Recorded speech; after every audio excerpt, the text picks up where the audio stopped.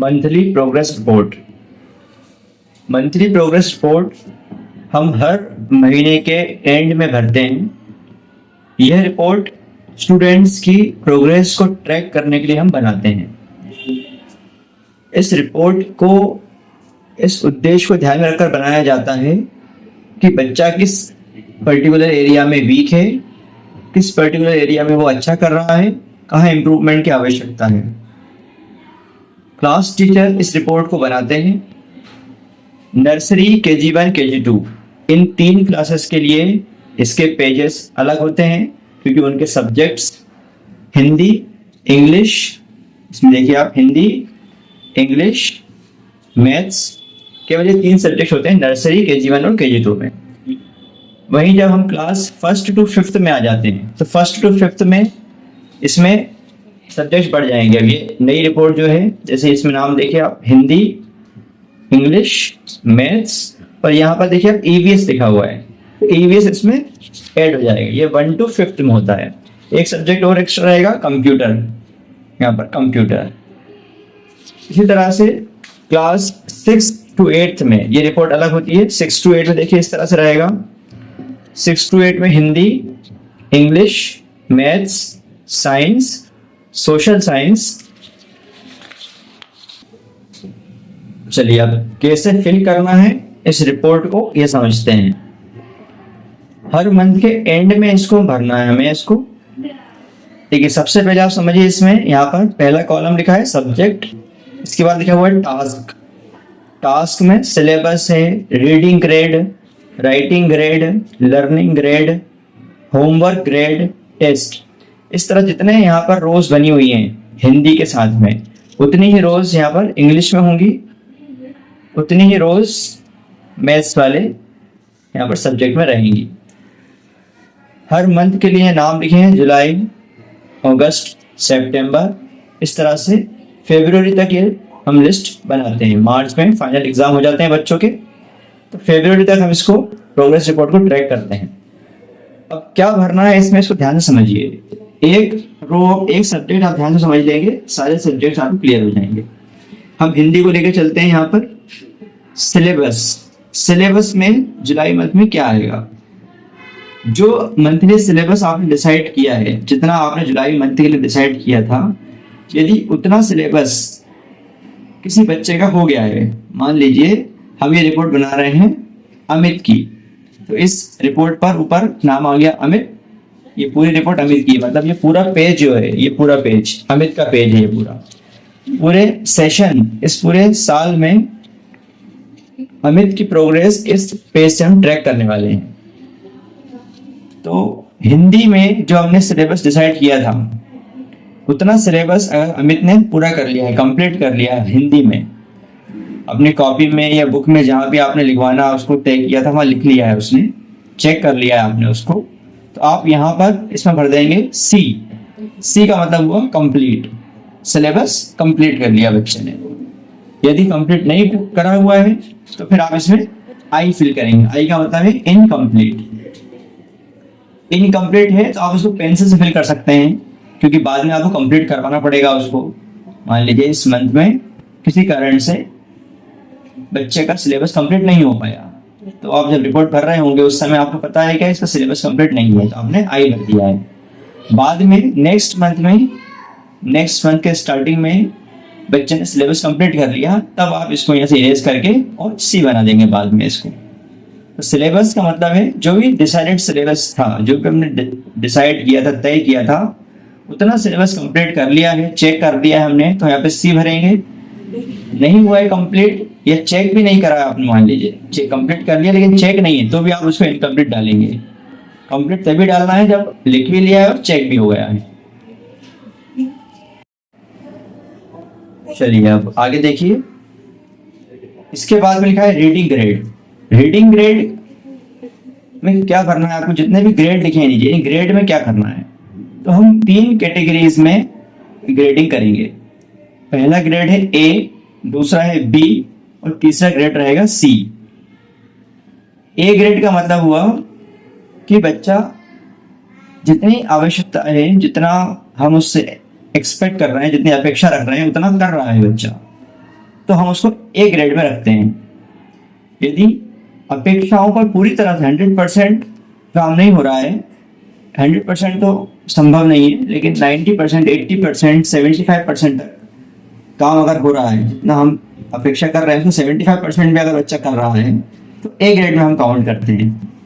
लेकिन यदि 75% से कम और 50% से ऊपर, 50 to 75% इतना वर्क अगर बच्चा कर ले रहा है, इतना हमारे एक्सपेक्टेशंस पे काम कर रहा है, तो हम उसको बी ग्रेड में देंगे। बी ग्रेड एवरेज ग्रेड बोलेंगे हम इसको। ए ग्रेड का मतलब हुआ अच्छा कर रहा है, बढ़िया चल रहा है सब काम उसका। बी ग्रेड का मतलब हुआ एवरेज है, बहुत ज्यादा स्थिति खराब भी नहीं है, इम्प्रूवमेंट करेगा तो ए ग्रेड में आ सकता है। लेकिन यदि 50% से भी नीचे है बच्चा, यदि उसकी परफॉर्मेंस क्लास में बहुत ज्यादा डाउन है, तब उसको आप सी ग्रेड में लिखेंगे। 3 ग्रेड है, ए, बी या सी। ए ग्रेड हुआ 75% एंड अबव, बी ग्रेड हुआ 50% टू 75% और सी ग्रेड हुआ बिलो 50%। रीडिंग ग्रेड में क्या डालना है हमको?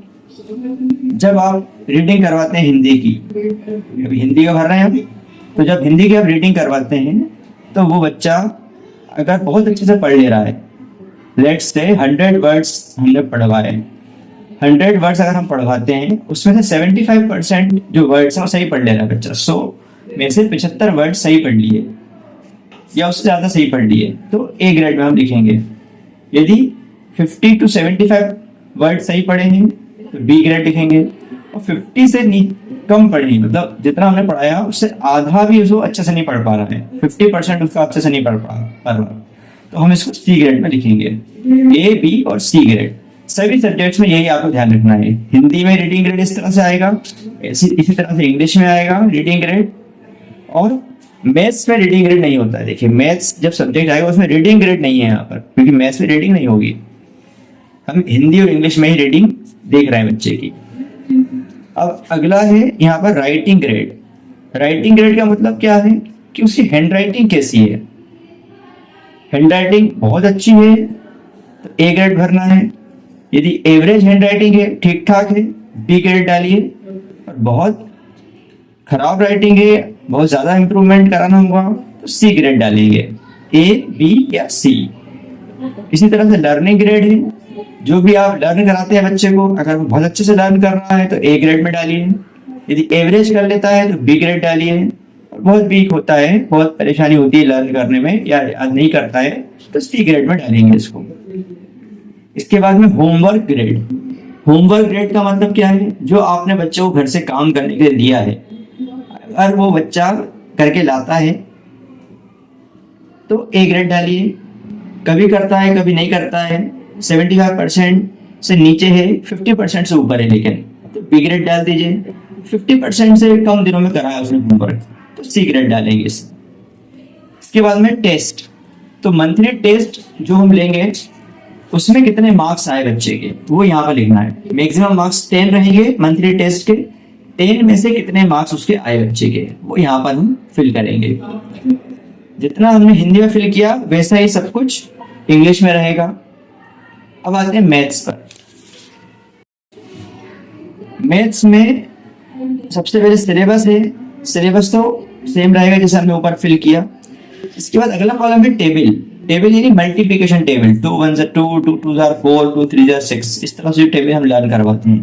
तो इसमें आपको नंबर भरना है कि कितने तक बच्चे को टेबल लर्न हो गए हैं। जैसे ये अगस्त महीने का हम भर रहे हैं, या सॉरी जुलाई महीने का भर रहे हैं अभी, तो जुलाई महीने में बच्चों को कितने टेबल लर्न हो गए हैं वो टेबल हमको यहाँ पर नंबर डाल देना। किसी बच्चों को 5 तक टेबल लर्न है तो 5 डाल देंगे यहाँ पर। नेक्स्ट मंथ में उसको 8 तक लर्न हो गए हैं तो यहाँ पर अगस्त में 8 डाल देंगे। इस तरह आगे बढ़ते जाएंगे। इसके बाद में टेबल के बाद में अगला है ग्रेड। यहाँ ओनली ग्रेड लिखा हुआ है। इसका मतलब क्या है? जब हम मैथ के सम्स देते हैं करने के लिए बच्चे को और बच्चा अच्छा सॉल्व कर लेता है, जैसा हम चाहते हैं वैसे सॉल्व करके बता देता है हमको, 75% से ऊपर कर लेता है तो हम ए ग्रेड में डालेंगे। 50% to 75% ही कर पाता है बच्चा तो बी ग्रेड डालेंगे, एवरेज है मैथ्स में। और अगर 50% भी नहीं कर पा रहा है तो फिर सी ग्रेड में डालेंगे यहाँ पर। यानी मैथ्स में वो बच्चा कैसा है, मैथ सॉल्व कराते हैं, सम्स देते हैं करने के लिए, तो कितने कर पाता है, उसको ध्यान में रख के ये ग्रेड भरेंगे। फिर अगला होमवर्क ग्रेड है, ये सेम है जैसे हमने ऊपर भरा। टेस्ट के मार्क्स बिल्कुल वैसे भरेंगे जैसे ऊपर भरा हमने। तो इस तरह से हिंदी, इंग्लिश और मैथ्स, ये 3 सब्जेक्ट रहेंगे नर्सरी, KG1 और KG2 क्लास के अंदर। इसके आगे इसको टर्न करेंगे पेज को, तो यहां पर देखिए अभी टास्क में स्पोकन इंग्लिश है, कविता, गीत, राइम, इस तरह से अलग अलग यहाँ पर फील्ड्स लिखी हुई हैं। इनमें आपको क्या फिल करना है ये समझिए ध्यान से।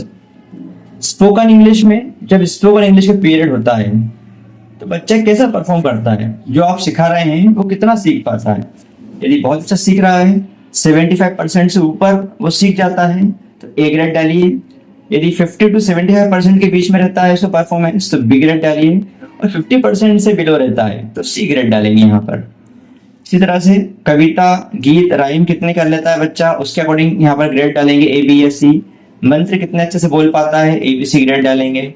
अटेंडेंस में नंबर फिल करिएगा, कितने दिन स्कूल लगा उसमें से कितने दिन प्रेजेंट रहा बच्चा, ये अटेंडेंस है। फॉर एग्जांपल जुलाई मंथ में 25 डेज स्कूल लगा है तो आप यहाँ पर 25 लिखेंगे और ऑब्लिक लगा के उसके ऊपर लिखेंगे जितना दिन प्रेजेंट रहा। जैसे 21 डेज अगर प्रेजेंट रहा तो आप लिखेंगे 21/25।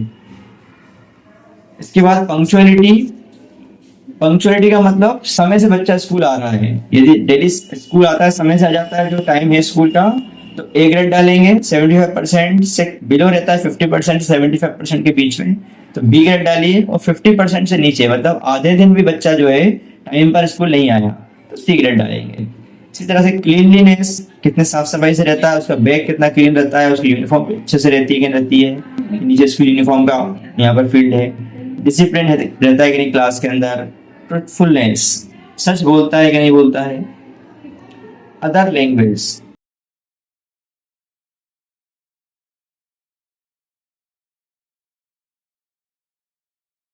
जब आप क्लास में करवाते हैं तो गेम्स में किस तरह से पार्टिसिपेट करता है, कितना एक्टिव रहता है, उसके अकॉर्डिंग A, B या C ग्रेड देना है।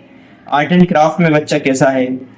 सेल्फ डिफेंस क्या है, ये कराटे जो क्लास लगती है बच्चे की सुबह, तो कराटे क्लास के लिए आप उनसे टीचर से पूछ सकते हैं और इसको भर सकते हैं कि वो कराटे क्लास में कैसा परफॉर्म करता है। इसके बाद टीचर्स रिमार्क में यदि कुछ ऐसी बातें हैं जो आपको पेरेंट्स को बतानी है वो आप यहाँ पर बॉक्स के अंदर लिख लेंगे। फिर टीचर्स नेम, जिसने यह रिपोर्ट बनाई है उनका नाम आएगा यहाँ पर और उनके साइन आ जाएंगे यहाँ पर। पेरेंट्स रिमार्क में क्या आना है, जब PTM होती है, पेरेंट्स टीचर मीटिंग होती है, तब पेरेंट्स जो भी बात इस रिपोर्ट को सुनने के बाद में बोलते हैं, कुछ बताते हैं, वो आप यहाँ पर नोट कर लेंगे इसको। पेरेंट्स का नेम आ जाएगा, पेरेंट जो भी आए थे इस PTM में। इसके बाद उनका रिलेशन क्या है बच्चे से, उसके फादर हैं, मदर हैं, ब्रदर हैं, और उनका यहाँ पर साइन हो जाएगा इसमें कॉलम में। तो इस तरह से ये रिपोर्ट आपको भरनी है। PTM से पहले ही रिपोर्ट हम भर लेंगे क्योंकि PTM में इसी रिपोर्ट के बेसिस पर हम पेरेंट्स से बात करेंगे। इसके बेस पर ही पेरेंट्स से हम बात करते हैं। हर PTM में ये रिपोर्ट डिस्कस की जाती है पेरेंट्स के साथ में, बच्चे की इस रिपोर्ट पर हम बात करते हैं। तो यह जो रिपोर्ट हम बना रहे हैं, मंथली प्रोग्रेस रिपोर्ट, ये टीचर के लिए एक डेटा होता है, जो क्लास टीचर होती हैं उनके लिए ये डेटा होता है, सब्जेक्ट टीचर है उनके लिए ये डेटा होता है कि हमारे क्लास के अंदर जो बच्चे हैं उनका क्या स्टेटस है, कहाँ कहाँ इम्प्रूवमेंट करवाना है, कहाँ कहाँ ठीक चल रहा है। मान लीजिए जुलाई मंथ में आपने रिपोर्ट बनाई और कोई बच्चे की रिपोर्ट आपने बनाई जिसमें बहुत सारी जगह पर आपको C मिला है, C ग्रेड आया है बहुत सारी जगह पर। C ग्रेड आने का मतलब क्या होगा कि बच्चा 50% से भी बिलो चल रहा है, तब उसमें एक्स्ट्रा अटेंशन देकर, उस पर अलग से ध्यान देकर उसको हम B ग्रेड में लाने का प्रयास करेंगे। उस पर जो इम्प्रूवमेंट की आवश्यकता लग रही है वो इम्प्रूवमेंट करवाएंगे। हमारे अलग अलग जो पीरियड्स लग रहे हैं, जो टीचर्स हैं उनसे बात करेंगे और C ग्रेड वाले बच्चों को B ग्रेड में लाने का पूरा प्रयास करेंगे नेक्स्ट मंथ में। जो बच्चे B ग्रेड में आएंगे उन पर भी ध्यान देंगे और कोशिश करेंगे वो बच्चे A ग्रेड में आ जाएं। तो ये रिपोर्ट हम इसलिए बना रहे हैं कि सारे बच्चे ए ग्रेड में आना शुरू हो जाएं। इसको बनाते समय विशेष ध्यान रखिएगा, टीचर इस रिपोर्ट को बनाते समय ये नहीं सोचना है कि एक एक बच्चे की कॉपी में उसको बुक बुलाकर उसकी टेस्ट लेकर और फिर आप इसको भरेंगे। ये रिपोर्ट आप पूरे मंथ में कभी भी भर सकते हैं। केवल टेस्ट के मार्क्स ऐसे होते हैं जो आपको टेस्ट के बाद ही भरना है, अदरवाइज रीडिंग ग्रेड है, राइटिंग ग्रेड है, लर्निंग ग्रेड है, होमवर्क ग्रेड है, ये इस तरह के ग्रेड्स हैं। ये तो आप बीच महीने में भी भर सकते हैं, जब आपको दिख रहा है कि बच्चा अच्छा पढ़ रहा है।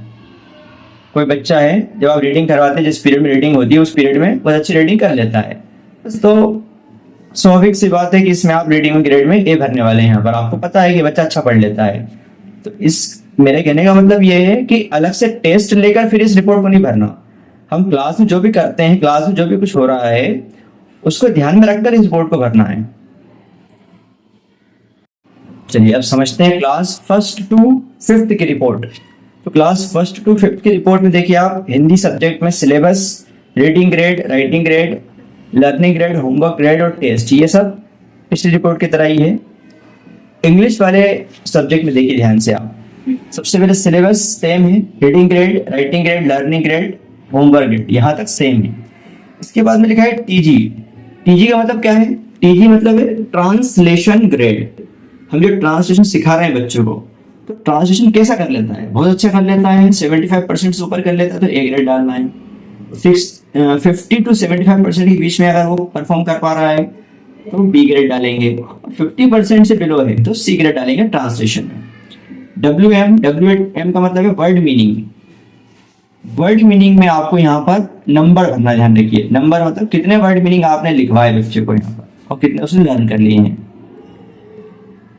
इस मंथ में, जुलाई मंथ में आपने मान लीजिए 30 वर्ड्स लिखवाए थे बच्चे को, जो हमने कॉपी बनवाई है वर्ड मीनिंग वाली। वर्ड मीनिंग वाली कॉपी बच्चे ने यहाँ पे 30 वर्ड्स लिख लिए हैं, तो आप लिखेंगे 30 और ऑब्लिक लगा के लिखेंगे कितने वर्ड उसने याद के लिए। 30 पूरे याद के लिए 30/30 लिख दीजिए। कम याद किए हैं, 25 याद किए तो 25/30 लिखिए। 10 वर्ड्स याद करें तो 10/30 लिखिए। 10/30 इस तरह से लिखिए, कितने हमने लिखवाए और कितने उसने लर्न कर लिए। तो हर मंथ में ये डेटा हमको चेंज करते जाना है। फिर टेस्ट में टेस्ट के मार्क्स आ जाएंगे। इंग्लिश में ये विषय ध्यान रखेंगे आप। इसके बाद में मैथ्स, जैसा पहले हमने किया था वैसे ही रहेगा। ईवीएस इसमें पड़ जाएगा। 1st to 5th में एक सब्जेक्ट ईवीएस एक्स्ट्रा हो जाता है। तो इसमें जो हमने यहाँ पर रोज देख रहे हैं सब पहले जैसी हैं। टर्न करते हैं इसको। इसके बाद देखिए यहाँ पर कंप्यूटर भी इसमें ऐड हो गया। कंप्यूटर में भी वही सारे ग्रेड्स हैं। कंप्यूटर के बाद में स्पोकन इंग्लिश, कविता, मंत्र, ये सारी चीजें जैसे हमने पहले भरे थे वो सारी चीजें यहाँ पर भी इस तरह से लिखी हुई हैं इसके अंदर। ये क्लास 1st to 5th की रिपोर्ट है। चलिए अब बात करते हैं क्लास 6th to 8th की रिपोर्ट पर। तो 6th to 8th में देखिए सबसे पहले हिंदी लिखा हुआ है। हिंदी में syllabus, reading grade, writing grade, learning grade, homework grade, test, ये सब सेम है। इंग्लिश में आप देखेंगे syllabus, reading grade, writing grade, learning grade, homework grade. फिर टीजी, अभी बताया हमने आपको, ट्रांसलेशन ग्रेड, वर्ड मीनिंग और यहाँ पर टेस्ट के मार्क्स। तो ये ट्रांसलेशन ग्रेड जो है, अभी हमने जो पीरियड लगाया है जिसमें हम 1 to 1 बच्चों को समय देते हैं, तो जो टीचर उनको ट्रांसलेशन सिखा रहे हैं उस मंथ में, उनसे पूछकर आपको ये ग्रेड भरना है। क्योंकि हो सकता है जिस बच्चे को आप पढ़ा रहे हैं उसका तो आपको पता होगा, लेकिन सारे बच्चों को क्लास टीचर नहीं पढ़ा रहे हैं। रीडिंग ट्रांसलेशन का पीरियड जो होता है उसमें अलग अलग टीचर के पास बच्चे बटे हुए हैं। तो जो बच्चे को पढ़ा रहे हैं टीचर, उनसे आप पूछकर यहाँ पर ये ट्रांसलेशन ग्रेड और वर्ड मीनिंग ये दोनों उनसे भरेंगे पूछकर। बाकी सभी सब्जेक्ट्स में सेम है जैसे हमने पहले बात करी, पीछे भी पूरा सेम रहेगा इस तरह से। इसमें कंप्यूटर, सोशल साइंस, संस्कृत, बाकी सब चीजें सेम रहेंगी इसमें। इस मंथली प्रोग्रेस रिपोर्ट को भरते समय बहुत ध्यान ये रखना है कि हमें एक्चुअल जो स्थिति है वो इसमें भरना है। कई बार ऐसा पिछली बार देखने में आया है, कुछ टीचर्स इसको भरने में लापरवाही कर देते हैं। वो इसको केवल एक रूटीन वर्क समझ के इस रिपोर्ट को भर देते हैं और इसको जिस पर्पस के लिए बनाया गया है उस पर्पस को ध्यान में रख के इसको काम नहीं करते हैं। मैंने आपको पहले ही बताया ये मंथली प्रोग्रेस रिपोर्ट हम इसलिए बना रहे हैं ताकि हम बच्चे की प्रोग्रेस को ट्रैक कर सकें और जहां इंप्रूवमेंट की आवश्यकता है वहां उसमें हम काम कर सकें। यदि आप इसको सही से नहीं भरेंगे, इसका डेटा सही नहीं होगा, तो हम इम्प्रूवमेंट के लिए काम भी नहीं कर पाएंगे। आगे हमें कुछ प्लानिंग करनी है अगर कि हमारे कितने बच्चे सी ग्रेड में आ रहे हैं, बी ग्रेड में लाने के लिए हमें क्या करना चाहिए, जो प्लानिंग हम करना चाह रहे हैं, अगर आपने इसको ठीक से नहीं भरा तो वो प्लानिंग काम नहीं कर पाएगी। इसलिए बहुत ध्यान से इस रिपोर्ट को भरना है। जो एक्चुअल स्थिति है उसी स्थिति को आप इसमें डालेंगे। अगर वास्तव में बच्चा अच्छा कर रहा है तो ए ग्रेड डालिए, एवरेज है तो बी ग्रेड डालिए, और बहुत इंप्रूवमेंट की आवश्यकता है उस बच्चे में तो सी ग्रेड डालेंगे। ध्यान से इसको भरेंगे। कोई भी परेशानी आपको आती है तो आप स्टाफ ग्रुप में मैसेज करके पूछ सकते हैं।